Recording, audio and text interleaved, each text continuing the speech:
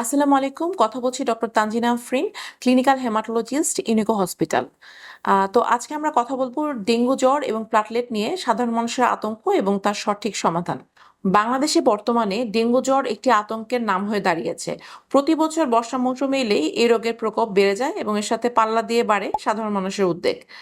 তো ডেঙ্গু নিয়ে আলোচনার কেন্দ্রবিন্দুতেই থাকে এটা প্লেটলেট বা অণুচক্রিকা নামক রক্তকণিকা। ল্যাবরেটরি রিপোর্টে প্লেটলেটের সংখ্যা সামান্য কম দেখলেই রোগী এবং তার স্বজনরা দেখা যায় যে দিশেহারা হয়ে পড়েন। কিন্তু এই আতঙ্ক অনেক সময় সঠিক চিকিৎসার পথে বাধা হয়ে দাঁড়াতে পারে। তো আজ আমরা ডেঙ্গু জ্বর, প্লেটলেটের প্রকৃত ভূমিকা এবং এই পরিস্থিতি মোকাবেলায় আপনাদের করণীয় সম্পর্কে আলোচনা করব। তো প্লেটলেট নিয়ে প্রচলিত কিছু ভুল ধারণা এবং বাস্তবতা সম্পর্কে আমি একটু আলোকপাত করতে চাই। সাধারণ মানুষের ধারণা যে ডেঙ্গু মানেই কিন্তু প্লাটলেট কমে যাওয়া এবং প্লাটলেট কমে যাওয়া মানেই যে রোগীর মৃত্যু ঝুঁকি বেড়ে যাওয়া। চিকিৎসা বিজ্ঞানের ভাষায় প্লেটলেট বা অণুচক্রিকার প্রধান কাজ হলো রক্ত জমাট বাঁধতে সাহায্য করা।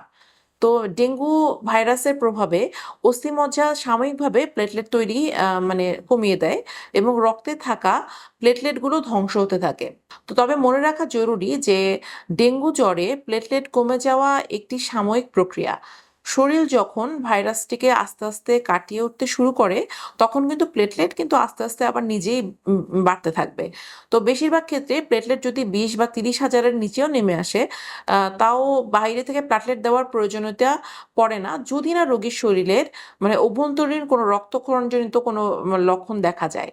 অপ্রয়োজনীয় প্লেটলেট ট্রান্সফিউশন উল্টো রোগীর কিন্তু বেশ কিছু সমস্যা তৈরি করতে পারে, যেমন ফুসফুস বা পেটে পানি জমিয়ে আরও এক্সট্রা কোনো জটিলতা তৈরি করতে পারে। আসল বিপদ হলো এখানে প্লাজমা লিকেজ। প্লাজমা লিকেজ ব্যাপারটা কি? ডেঙ্গু রোগীদের ক্ষেত্রে প্লাটলেটের সংখ্যার চেয়ে অনেক বেশি গুরুত্বপূর্ণ বিষয় হলো এই প্লাজমা লিকেজ। তো প্লাজমা হলো আমাদের রক্তের একটি জলীয় অংশ।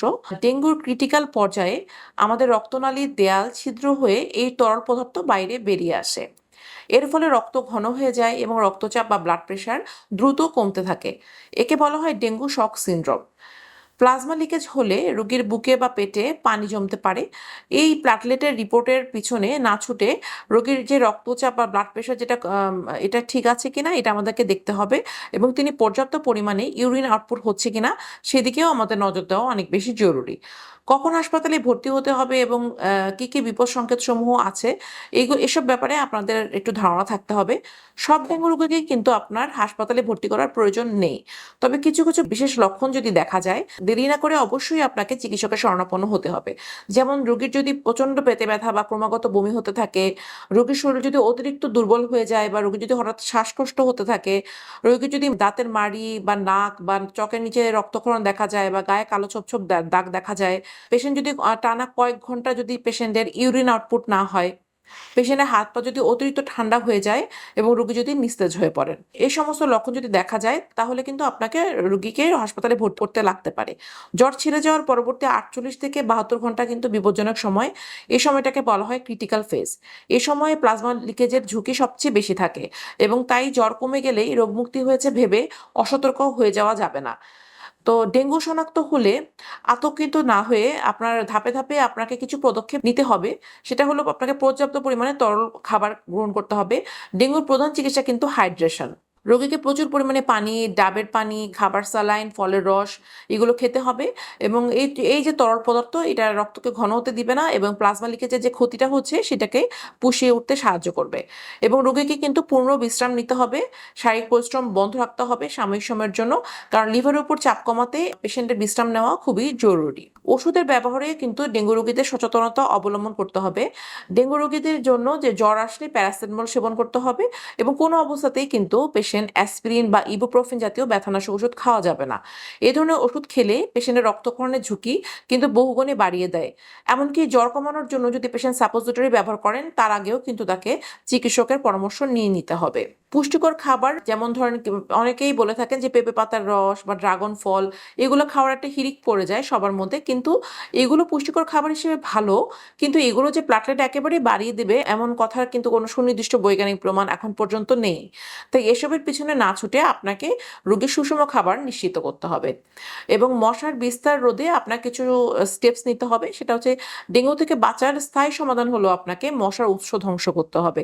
এডিস মশা স্বচ্ছ জমা পানিতে ডিম পাড়ে, যেমন ঘরের ফুলের টব, টায়ার, ডাবের খোসা বা এসির জমা পানি, এগুলো আপনাকে নিয়মিত পরিষ্কার করতে হবে। দিনের বেলাতেও ঘুমানোর সময় আপনাকে মশারি ব্যবহার করতে হবে এবং শরীর পুরোপুরি কাভার করে এমন পোশাক পরতে হবে। ডেঙ্গু জ্বর নিয়ে ভয় না পেয়ে আপনাকে সচেতনতা বাড়ানোই হলো আসল সমাধান। প্লেটলেটের কাউন্ট একটি সংখ্যা মাত্র, এটি রোগীর কিন্তু অবস্থার একমাত্র মাপকাঠি নয়। এটা আপনাকে মাথায় রাখতে হবে। সঠিক সময়ে সঠিক পরীক্ষা এবং চিকিৎসকের পরামর্শ মেনে চললে ডেঙ্গু থেকে কিন্তু আপনি পুরোপুরি সুস্থ হয়ে যেতে পারবেন। এবং মনে রাখবেন যে আতঙ্ক কিন্তু কোনো রোগ সারাবে না, বরং সঠিক তথ্য এবং ধৈর্যই বিপদে আমাদের সবচেয়ে বড় সহায়। সুস্থ থাকুন, আপনার চারপাশ পরিষ্কার রাখুন, নিজেও সুস্থ থাকুন এবং আপনার আশেপাশের মানুষকেও সুস্থ থাকতে সাহায্য করুন। ধন্যবাদ।